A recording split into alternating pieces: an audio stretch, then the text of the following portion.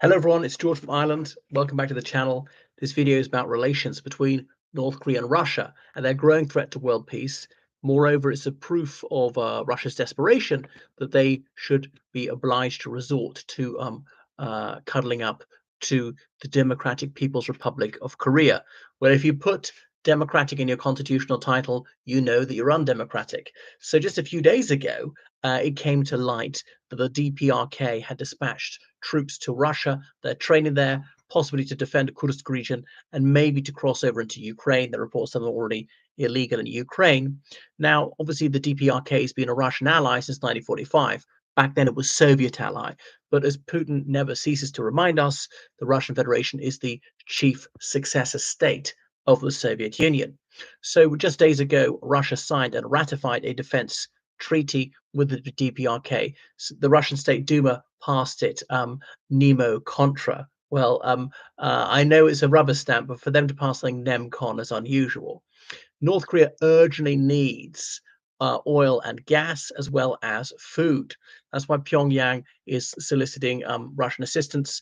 The North Korean regime, they also want assistance with long-range missiles and even satellites. And there are reports that Russia's sent some technicians to help them in that regard. So when Japan surrendered on the 15th of August 1945, it was agreed they'd have to cede the Korean Peninsula, which they seized in 1890 and had annexed officially in 1910, but some Koreans never accepted that.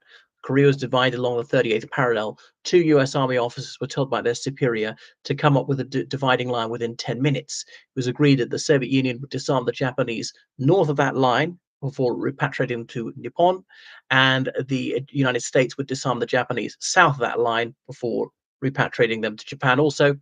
And the two army officers picked the 38th parallel. So this line of latitude was chosen. Why? It put the capital Seoul in the American zone, but to balance that, they gave the Soviets slightly more of the land. Anyway, so the Soviets established a communist regime in the north. Kim Il Sung was brought back. He'd been in the Soviet Union for some time, and indeed his son was born in the Soviet Union.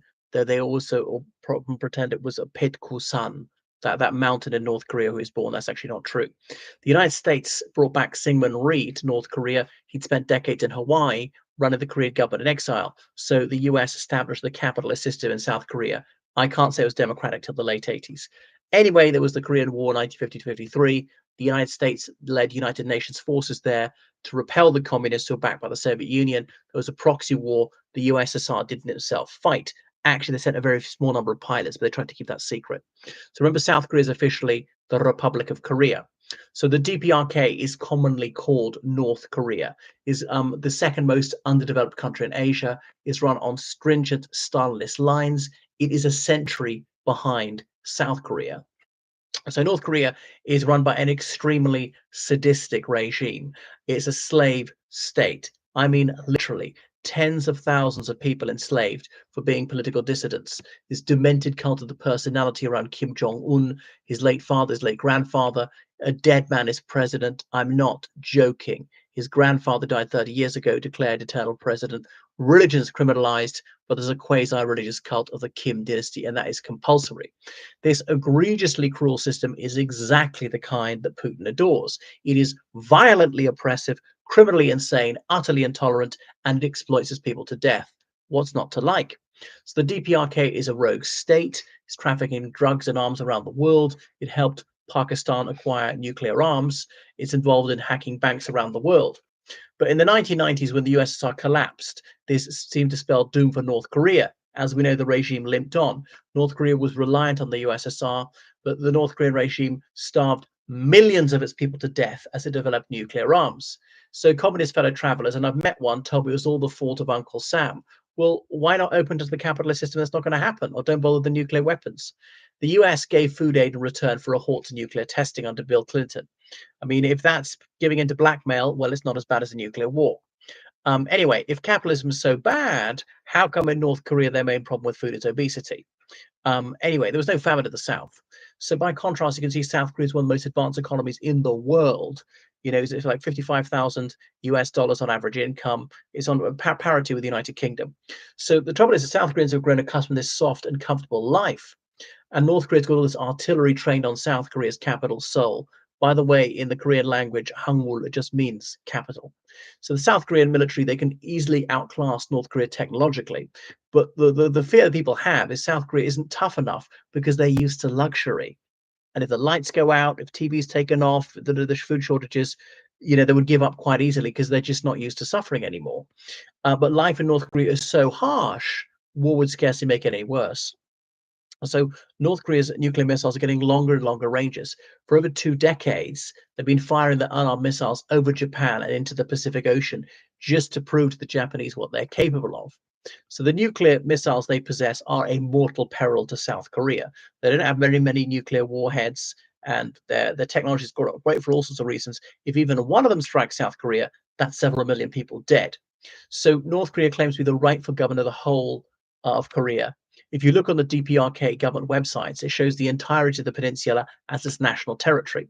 Remember, DPRK is extremely hostile to Japan, behaves as though the Second World War is still on. It deliberately stokes extremely bitter memories of Japanese rule. It accuses South Korea of being run by Japanese collaborators. In fairness, there was a certain logic to that argument in the early days, or even when Park Chung-hee was ruling in the 1970s. So what does the United States and international community do about North Korea's nuclear arsenal? You could have a nuclear preemptive strike, but the first strike would be illegal. It would set an extremely dangerous precedent. It might not completely annihilate North Korea's nukes. Anyway, you could send in special forces to try and destroy the nukes, but that could still cause a full-scale war without even taking out all the nuclear weapons. Sanctions have not been enough to stop North Korea continuously extending its range. By not taking decisive action, the situation deteriorates from a Western perspective. So what do? You try and leverage Chinese sway, and that was sometimes semi-effective. And North Korea borders only two countries besides South Korea, which is effectively, in truth, the same country. Those are China and the Russian Federation. So 90% of North Korea's trade is with China, most of the rest with Russia. So North Korea has very few exports. The main one is coal. It also exports its people. North Koreans working for below minimum wage in the most remote and inhospitable regions of Russia, where it's very, very difficult to convince Russians to go for any salary. But most of the salaries that pay to these North Korean slave laborers go to the regime. So it is wage slavery. But working in Russia is considered desirable. Men pay bribes to obtain these jobs. And if someone gets 3 meals a day, he's privileged. That's how horrific it is. Reminds me just how lucky I am. So most people are never allowed out of North Korea on the basis they'd never come back if they could. The society is divided into three classes. Those whose descendants resisted the Japanese are the highest. Those whose descendants remain neutral under Japanese rule are intermediate. And those whose ancestresses and ancestors collaborated with the Nipponese are condemned to the lowest socioeconomic tier. So make no mistake, it's a totally inegalitarian society. The relatives of defectors are punished by enslavement. It is satanically cruel. In the United Nations General Assembly, North Korea is only one of only five countries to vote against the resolution condemning Russia's illegal and unprovoked invasion of Ukraine. So Moscow is grateful for Pyongyang's stance, and therefore Russia knows they can rely on North Korean support. North Korea is trying to get something out of Russia's desperation. And that's why earlier this year, Putin paid a state visit to North Korea. The last time he visited the country was in 2000. Long gone are the days when Washington, D.C., Paris, Berlin, Rome, they'd all roll out the red carpet for Putin. He's a national chauvinist. He despises poor and small countries. He only lowers himself to North Korea because he's a supplicant. He wanted something pretty badly that he went there. So since the beginning of the war, I've been forecasting that North Korea would send troops to fight for Russia and Ukraine. Remember where you heard it first. North Korea views these people as expendable. They're all slaves of the Kim dynasty. North Korea is armed to the teeth, but it's mostly antiquated Soviet-era equipment. It's also got nuclear arms.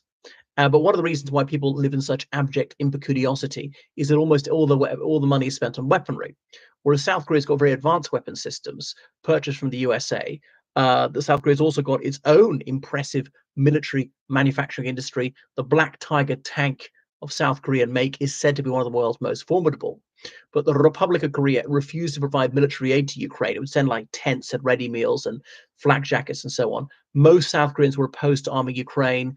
They said it wasn't need these arms themselves. They didn't wish to provoke Russia into inciting North Korea to aggress South Korea.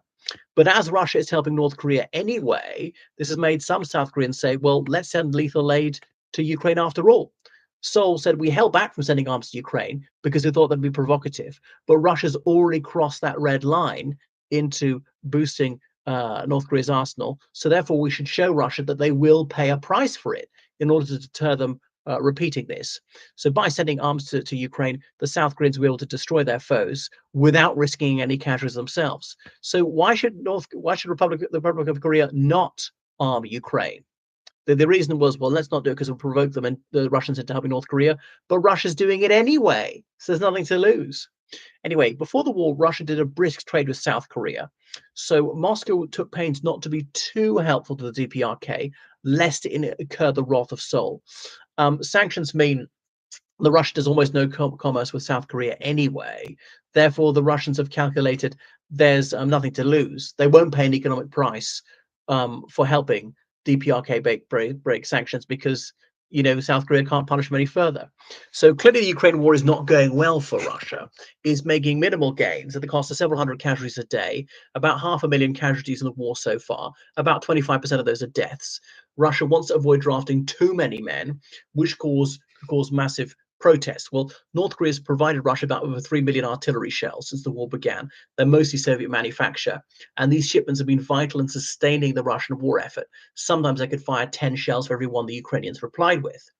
So anyway, Russia's got a population of 140 million and it's falling. Deaths well outpaid births, and there's very little immigration now. So over 1 million young Russians have emigrated since the war began, and the war is killing more Russian men, so there are few of them around to sire children. The economy is beginning to suffer. Sanctions in 2022 hurt the economy, but continuing to grow. They've doubled military spending since the war began. This boosted the economy in the short term, but it's unsustainable. The government's already announced tax rises and cuts to social welfare spending to kick in 2025. Russia had that 400 billion US dollar national wealth fund, and by the end of next year, they will have spent it all. Wages have risen. There's a labor shortage. This is aggravating inflation, which is 8%. The world's transition away from oil, gas, and coal, they make up 60% of Russia's economy. A century from now, nobody will use hydrocarbons. So Moscow wants the North Koreans to do the fighting. They also want the coal from them. But North Koreans fighting will spare Russians from doing so. Russia's run out of men recruited in prison. Those who are capable of being used as cannon fodder have been used. So North Korea is happy to solidify relations with its ally. Until now, it's been almost totally dependent on China. But by enhancing relations with the Russian Federation, North Korea has demonstrated to Beijing that they got an alternative. Now, the People's Republic of China is not happy about Russia's deepening relationship with the DPRK. China views the DPRK as its satrapy. But Russia needs soldiers so badly is taking the risk of upsetting the Chinese. China's cruciality for Russia can hardly be overstated. For 15 years, it's been the biggest trade partner. China is the principal market for Russian hydrocarbons, and Chinese exports have helped Russia cope with being unable to buy many items due to Western sanctions. Chinese banks have helped Russia finance itself because it's been cut off from the world financial system. Now, North Korea is a peril to the US and her allies. South Korea, Japan, and Taiwan are American allies, and they're all well within range of North Korean missiles. North Korea is therefore a problem for the USA and other countries. China believes it's a problem that it can turn up or down depending on how the US behaves on other issues. If the PRC can provide North Korea with more oil and fuel, encourage North Korea to be more aggressive, that'll be a way to penalize the Americans. But if the USA is behaving friendlily, then the PRC can enforce sanctions against North Korea. That's enough for now. I'm going to run to dinner. Goodbye.